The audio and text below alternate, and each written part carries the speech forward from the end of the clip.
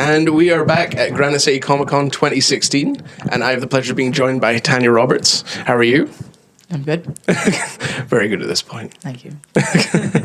And I was first going to ask, for those who don't know, how did you get your start in comics? Because I've heard already from when you did. It was a very, like, you had a very adorable story about how you got into comics. Yeah. Oh, shit. You were just and you said it was just kind of drawing like cartoons and every little thing on the floor on whatever paper you had and stuff. And I thought that was really How nice. long ago was that? Did I say it? Which script was this? Exactly. Was I? Are you on the floor? What, start into As in when you were a child, I mean. Oh, when I was right, okay. Yeah, well, I kind of grew up in Africa, so that might not be the same story that I was telling you before. But we had a thing called boredom.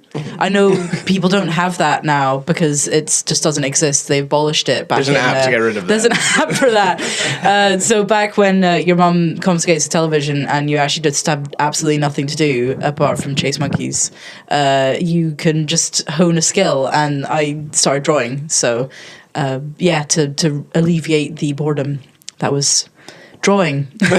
A lot of drawing. So you became well practiced through that because out of necessity almost. Yeah. So it was nice and I was in boarding school as well, so that was necessary to not feel so alone. Well, I was going to say as well, even from a few of us here that we, who, for example, Irvin hadn't seen your artwork before, but it's instantly quite striking because you have a lot. You're very character-rich art. It's very. That's one thing I've always found quite interesting. The amount of times I've seen your name at conventions I've been to, whether it's one that's very anime manga focused or it's very much the sort of independent small press. Your sort of art seems to actually work in so many different ways because it's very just it's quite expressive. It's got this animated quality to it. Thank you. Because I'll go to just any convention. I seem to have people there that dig my art anyway, and if they aren't, then they aren't interested in your stuff. But then you get people who really dig it. So they're always there at conventions. So it doesn't really matter. I'm not going to force anyone to like it. I'm not going to make my style any different than it is. So if you like it, you like it, and if you don't, you can go to Yishan. if it helps, if I showed any art, no one would like it. So you like bigger eyes, then go there. But that's fine. And one of the things I was going to say as well, it's just, it reminds me a lot of like Ramos or like Scotty Young, just because of how my God. expressive it kind of is. Thank you. I haven't had that before, actually. It's more just because I know you could say, it doesn't look identical to it, but it's the kind of character you have to it. Yeah. And I mean, Scotty's great for characterisations, and I love that because he just gets really into the character. And he loves drawing baby versions of everything. Baby versions. I love his Rocket Raccoon is just so cute. He should just keep on doing that. I just want to pay him to just do that because he palms it off a lot on other people. But anyway, it's quite young. No, characterization is so important in comics because I think a lot of people, artists, forget about having a character that is likable and relatable in a comic is the reason that people buy and follow comics, and not just some kind of template looking woman or template looking man in a comic, which are very ubiquitous and all over the place. So it's really important to me anyway to have a relatable, interesting character that you might not have seen before. Yeah, so, exactly. Especially considering it, instead of being maybe realistic, it's more about having each character be their own character and be very, very much you can actually understand the emotion they're getting across rather than just reading a balloon that describes it. Yeah, exactly. Yeah. I'm sad. Well, that was with the old kind of Marvel comics, and they would have. Yeah, but what was funny was when they had like when they're in a massive kind of action pose, and that pose takes a second, but they have this massive kind of talky inner monologue, and you're just like, that's not in your jump there. But you're working on, I take it you're still working on it, but the book's about to come out for Plagued the Miranda Chronicles. Yeah. And that is a book you're doing with Gary Chudley. It is, yeah. Yeah, if you could give us the pitch for that. I didn't bring the thing. It had the pitch perfectly on it. But it's kind of a dystopian, I love dystopian kind of world. So it's Glasgow, and it's after like an apocalyptic thing has happened, and everyone is just fed this bull by the kind of powers that be, that they have pills and everything to keep them well, but it's just a placebo. So there's witches there's a witch that has figured this out and is trying to help people, but they're not really that nice to her, because witches are obviously in any kind of world, witches are hounded and scapegoated and rounded up and killed. So she just does it for the fact that it's actually a good thing to do instead of being liked. So it's kind of special. But so she teams up with a witch hunter, which is always a good thing, to kind of rid individual towns of their need and their want of this drug, which is keeping them sick.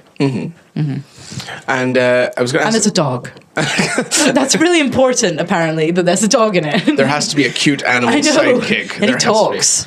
And he talks. Oh, good. Well, then but if you're only if you're a witch, you can hear him. Only if you have like witch powers, you can hear him. I think we're following the perspective of the witch. Yeah. Through almost all of it, so we'll always understand. She's the coolest, so she's just really cool.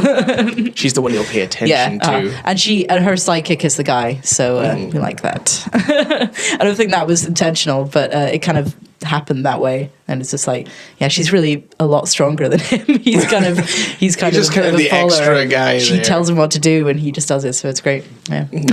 And have you got any plans to continue it after this, or is it just really going to? We wanted working together even. We wanted to go because Chadders is great. He's a really really young writer, and each script that comes out, I have less and less to say about it, because I don't write. But from the perspective of the characters, I could say, well, they might do this differently, or add this bit in to make it a bit funnier, or more interesting, whatever. But each issue that comes out, I'm just like, I've got nothing. This is awesome it's stuff. It's a good problem to have. No, it is. And he's like, really? Oh, cool. Okay, so no, we'll hopefully continue for definitely another 3 books, and we'll just see how it goes. I mean, it's gonna take quite a while to get there, so that'll be fine, and we'll just see how it goes.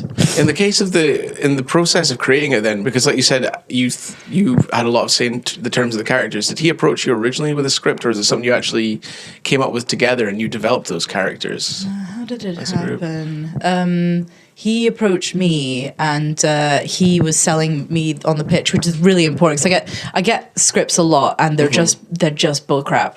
Like, they're really horrible. Monty Hero was here yesterday. He said the importance of a pitch is something. It is, really because I've worked with several writers now where I just really believe in their stuff.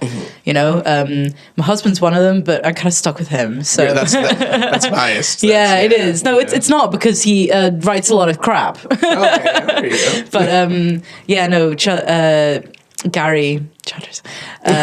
Gary was just really believed in his stuff, and he's really passionate, and that's really important to me, so and it's good, so that really helps. But no, I see it's difficult to read a script and see its potential. So you have to kind of really go over it a couple of times, but I really saw some potential in it, so just went with it. How does it differ in terms of, you've worked on, for example, you've worked on bigger properties like Star Wars or TMNT, you've worked on before. So how does it differ in terms of handling those sort of projects? Obviously, I imagine it would be a lot more hands-off in terms of how you would approach that compared to this, where you seem to have had quite a lot. It just makes me so much happier to do create your own stuff, because you just when you're doing licensed stuff, it's really you just feel so many other hands strangling you to tell you off about every single thing that you're doing, and you just can't even if you think you're doing a nice job on it, it doesn't matter because it doesn't fit the model sheet or whatever that your plan is towards. But with creator and stuff, obviously you have a lot more artistic license and you can create the characters and, you know, add your little bits in there and everything. So it's a lot nicer. You can be more proud of what you're actually doing. Yeah, and I am. It just makes so much more difference to your just being an artist, you know. That sounds really wanky, but it is, you know. It just it really does matter in terms of just carrying on. Yeah. Well, that's the thing. If it's what it's, you know, that's what the process is about. It's about being creative. It's about making something. But you're not making something. You can forget about that sometimes when you're working on big titles and you're just being. You just, you know, get told off a lot, and it just kind of sucks. I'm self-conscious of it. I can't handle anyone telling me off at the best of times. So. Well, you have to take it as well, but and it's good for that because you don't want to become so much of a big-headed, you know, person. But sometimes you just want to do something and be free with it. Just have the freedom to create it. Yeah, exactly. So I have that with Plagued, so it's nice. Well, that's good. And do you know when specifically it's coming out? I read it's going to be coming out in May. Oh, you did? Yes, did it is. It said it's coming out May 18th, but the promo code said APR, which made me think it's been changed. Yeah, I think there was confusion in that actually. Yeah, because that was confusing. But no, it is next month anyway. Yeah, as you said, May 18th. That was perfect. Thank you very much for that, Tanya. Okay, cool. And I was going to say as well, do you... I just had a brain fart. I saw that in your face. No, it's okay. We can edit it out. It'll be seamless. It'll be seamless.